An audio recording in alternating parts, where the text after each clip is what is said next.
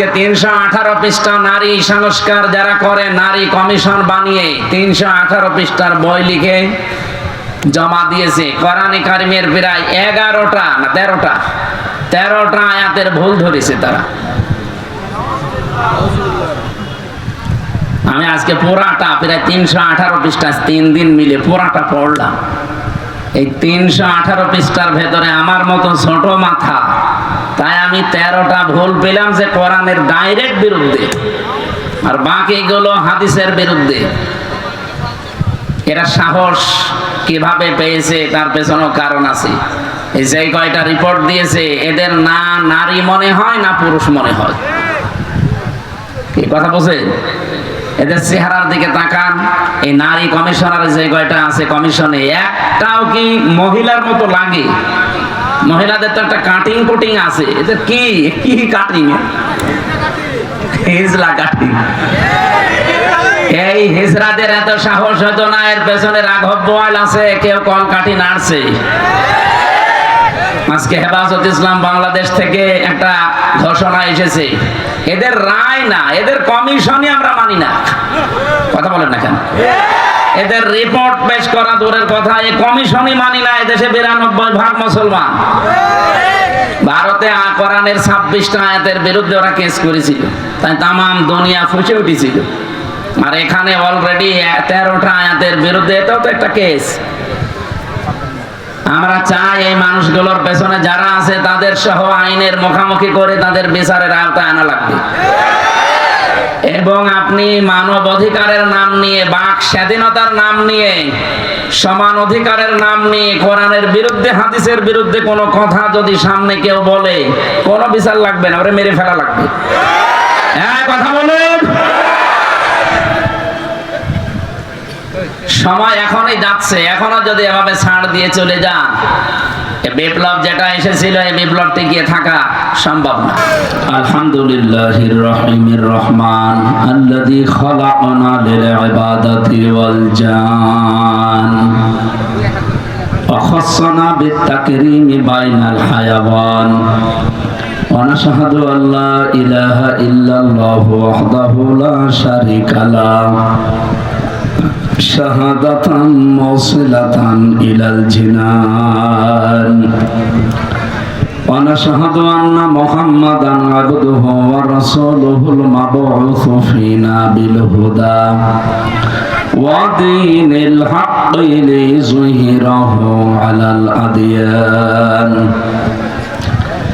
সাল্লাল্লাহু আলাইহি ওয়া আলা আলিহি ওয়া আসহাবিহিল কিরাম মা দামা শামসু ওয়াল কামারু বিজরিয়ান ফাকাদ ক্বালা আল্লাহু তাআলা ফি কালামিহিল মাজিদ ওয়া বুরহানিহিত তাওহীদ আউযু বিল্লাহি মিনাশ শাইতানির রাজীম বিসমিল্লাহির রহমানির রহিম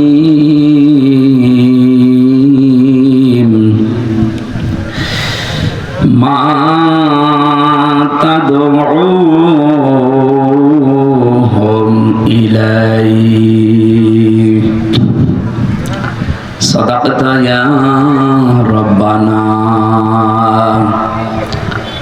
عن أبي ذر رضي الله تعالى عنه قال قال النبي صلى الله عليه وسلم من ادعى ما ليس له فليس منا وليتبوأ مقعده من النار رواه مسلم وما زادهم إلا إيمانا وتسليما اللهم صل على محمد وآله وصحبه وبارك وسلم। রিভাব দিন। আর এখানে বেশি গ্যাঞ্জাম হয়ে যাচ্ছে ভাই, এভাবে হবে না, ক্লাসের মতো থাকবে।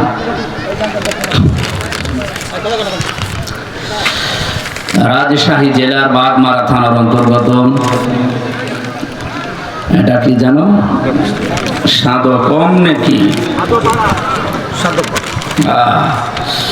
সাদপাড়া, পশ্চিম পাড়া, 3 রাস্তার মোড়, জগলো চৌধুরী মসজিদের উন্নয়ন কল্পে কোরআনে কারিমের পবিত্র অনুষ্ঠানের সম্মানিত সভাপতি, আপনাদের এলাকার সন্তান বিশিষ্ট রাজনীতিবিদ জনাব আব্দুল সালাম পারভেজ দামাত বারকাতুহুমুল আলিয়া, প্রধান অতিথি বিশিষ্ট শিক্ষাবিদ রাজনীতিবিদ অধ্যাপক মোহাম্মদ আবুল কামাল হোসেন, আতালাল্লাহু উমরাহু ওয়া বারাকাল্লাহু ফি হায়াতি, আমিন।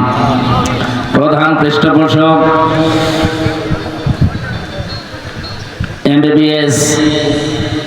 এমবিবিএস পরিচালক ভবানীগঞ্জ ক্লিনিকের, আপনাদের এলাকার সন্তান ইসলামিক চিন্তাবিদ রাজনীতিবিদ জনাব আলহাজ ডক্টর মোহাম্মদ আব্দুল বারী, কি আসেন নাই, দামাত বারকাতুহুমুল আলিয়া সহ সভাপতি। আর এলাকায় কারো নাম পাননি? এত মানুষের নাম বলতে গেলে মানে আধা ঘন্টা লাগবে। একবারে দোয়া করে দিলাম নাকি এত নাম বলা যায়? যাক, সম্মান আছে বলে তো দিয়েছেন, নয়তো দিতেন না। অবশ্যই সম্মান তাদের আছে।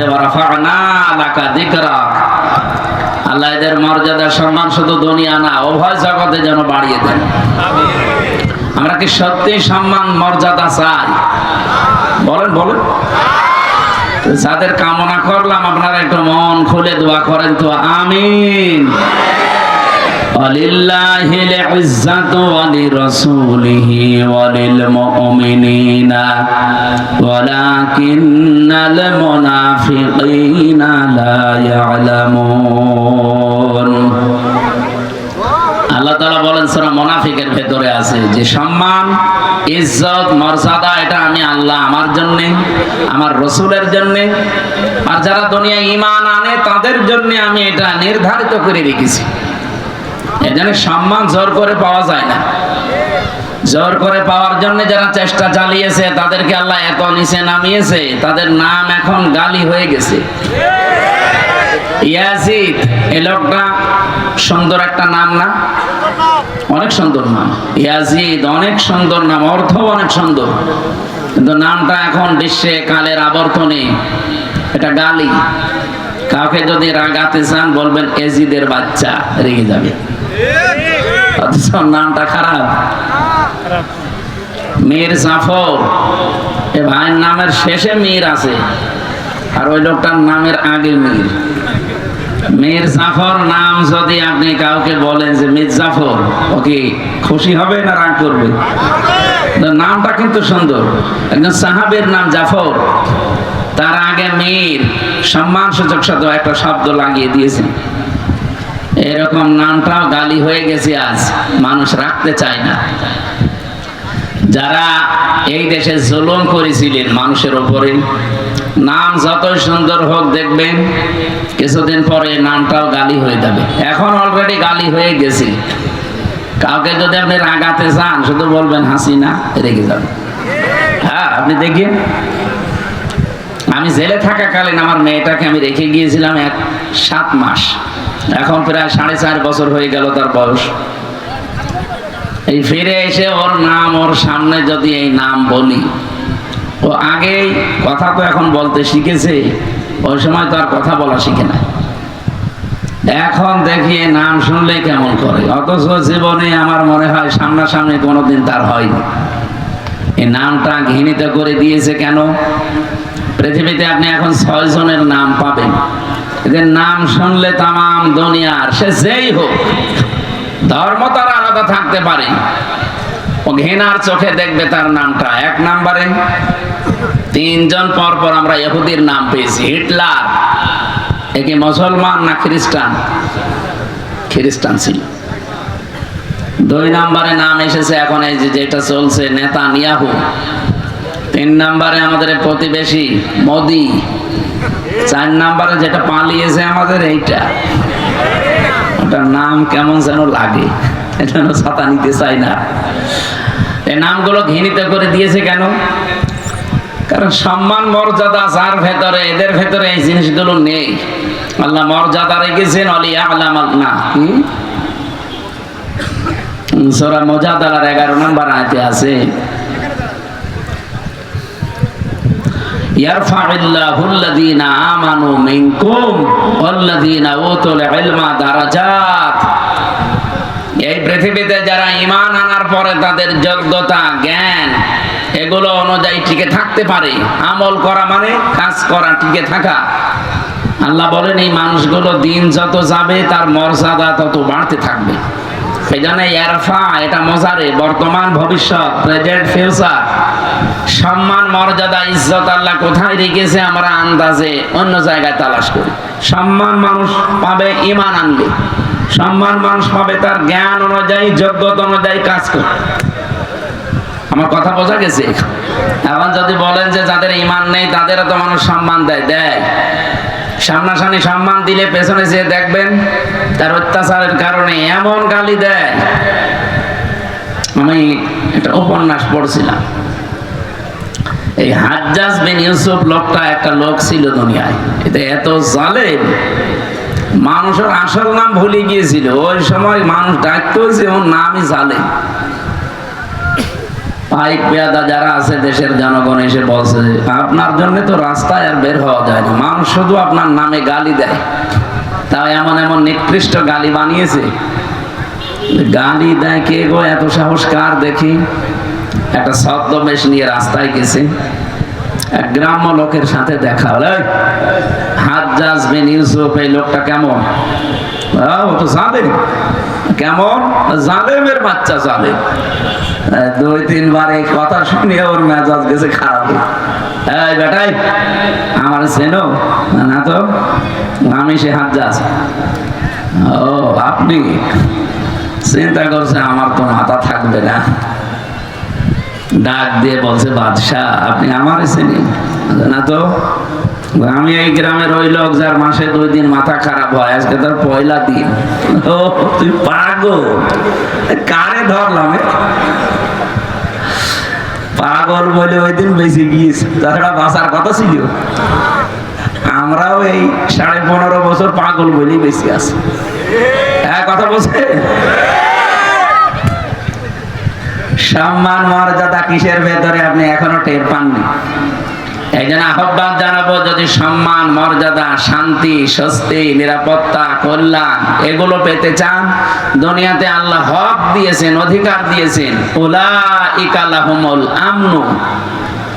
আল্লাহ যেন এভাবে আঙ্গুল দিয়ে দেখাচ্ছে, এটা ইসমে ইশারা। উলাইকা লাহুমুল আমনু, এই মানুষগুলোই শান্তি, স্বস্তি, নিরাপত্তার হকদার। কারা? আল্লাযীনা আমানু ওয়া লাম ইয়ালবিসু ঈমানাহুম বিযুলমিন, যারা ঈমান আনার পরে তাদের ঈমানের সাথে জুলুমকে মিশ্রণ করে না। এখানে জুলুম মানে শিরিক। সুতরাং ঈমান যারা আমরা এনেছি, যেহেতু দেশে 92% মুসলমান ঈমান আমাদের আছে, ঈমান আনলেই শুধু নিরাপত্তা পাওয়া যাবে না, ঈমানের সাথে যেন শিরিক মিশ্রণ না হয়। যেহেতু শব্দের অর্থ আমরা 2টা বললাম, 1 নম্বরে শিরিক, 2 নম্বরে জুলুম। ঈমান আমরা এমন ভাবে আনতে চাই আমাদের ঈমানে যেন শিরিক আর জুলুম একটাও মিশ্রণ না ঘটে। কি কথা বলেন না কেন? এতটুকু বলার পর আল্লাহ শেষ করে দেননি। আল্লাহ পাক বলেন উলাইকা লাহুমুল আমনু ওয়া হুম মুহতাদুন, এই মানুষগুলোই নিরাপত্তা, শান্তি, স্বস্তি পাওয়ার হকদার এবং এরা হেদায়েতের উপরে আছে। কথাটা ছোট্ট কিন্তু এর ব্যাখ্যা এত বেশি আছে কোরআনে। আজ আমরা নিরাপত্তাহীন হয়ে যাচ্ছি দিন দিন। 24-এর এই জুলাই আগস্টের বিপ্লবের পরে যাই চলছিল, হঠাৎ দৃশ্য কিন্তু পাল্টিয়ে যাচ্ছে। আমরা নিরাপত্তা বলয় থেকে বের হয়ে যাচ্ছি। এর সবচাইতে বড় সমস্যা হয়ে দাঁড়াচ্ছে এখন আমাদের প্রতিবেশী নামে কলঙ্ক, এই মুশরিকরা। 2 নম্বরে ওই যে 7 সমুদ্র নদীর উপর থেকে আরেকটা দল চেষ্টা চালাচ্ছে। এখানে নিরাপত্তা যদি আমরা সত্যি পেতে চাই, রাশিয়ার কাছে, চীনের কাছে, আমেরিকার কাছে, ভারতের কাছে পাওয়া যাবে না। আমাদের যেহেতু আরেকটা জগতে বিশ্বাস আসে, সেই হিসাবে বলছি এই পৃথিবীর ময়দান আমরা নিরাপত্তা পেতে চাই কার কাছে? এজন্য ঈমান যা আছে এটা যেন নষ্ট না হয়।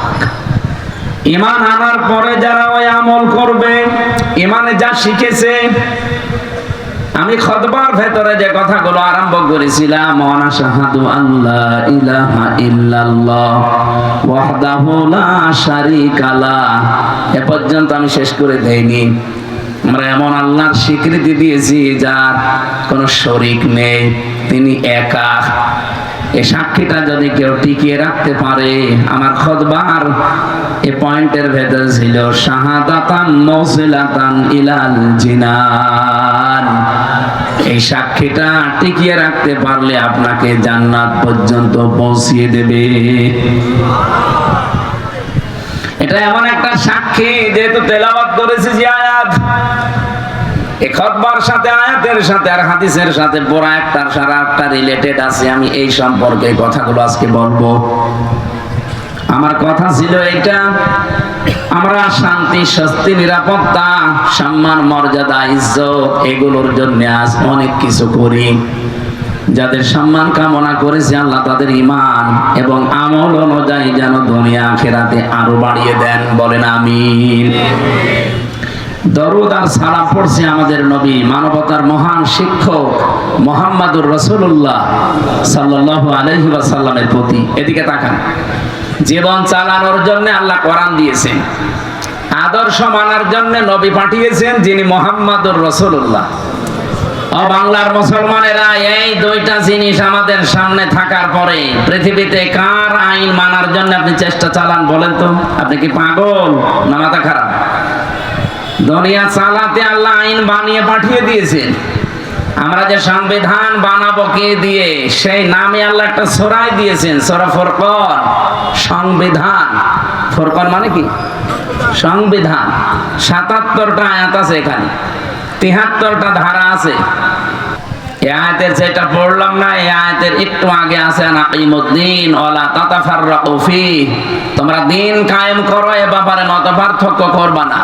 দিন কায়েম বাংলাদেশে নেই, আছে? আয়াতের ব্যাখ্যা আধুনিক একটা শব্দ বলছি, এদিকে তাকান। দিন যেহেতু কায়েম আমাদের দেশে নেই, যতটুকু দিন আছে ওইটা টিকিয়ে রাখার চেষ্টা করা সর্বাত্মক ভাবে, এটাও একটা কায়েম। আমাদের দেশে দিন যতটুকু আছে ওইটা টিকিয়ে রাখা লাগবে না? বলেন বলেন। এই যে নামাজ ৫ ওয়াক্ত আপনারা মসজিদে পড়েন, এটা দিন না? স্যার তো এটা বোঝা ছিল যে আমাদের নামাজ আছে, অন্তত নামাজটা যেন টিকে থাকে। আমরা প্রকাশ্য কেউ এই দেশে জেনা করি না, কি করি? গোপনে কাপনে যেগুলো আছে এগুলো বাদ দেন, প্রকাশ্যে যেন এইটা কেউ করতে না পারে। ওরা ৩ নাম্বার পয়েন্টে লিখেছে দেহ আমার, সিদ্ধান্ত আমার। এটা যদি মেনে নেওয়া হয় তাহলে জেনা ব্যভিচার কি গোপনে থাকবে না প্রকাশ্যে শুরু হবে? ওরা ২ নাম্বার পয়েন্টে লিখেছে যে এখানে বিবাহের ক্ষেত্রে পুরুষের যে অধিকার আছে মহিলার সে অধিকার নেই। এটা আল্লাহর সিদ্ধান্ত ঠিক হয়নি, এটা ভুল হয়েছে। এর আমার মাঝে মাঝে চিন্তা হচ্ছে পুরো বইটা না পড়লে আমার ভালো হতো। পড়ে আমার এখন মাথা খারাপ হয়ে গেছে যে এর সাহস পেল কোথায়। যেহেতু কোরআনে কারিম আমাদের সামনে আছে, সংবিধান হিসাবে পৃথিবীর কারো কাছে কিছু ধার করার কোনো দরকার নেই। আর আদর্শ মানতে গিয়ে যেহেতু নবী নিজে এসেছে আমাদের কাছে, সুতরাং পৃথিবীর কাউকে আদর্শ মানা অন্তত দরকার নেই। এই দুটো বিষয়ে আমরা একমত আছি না? এবার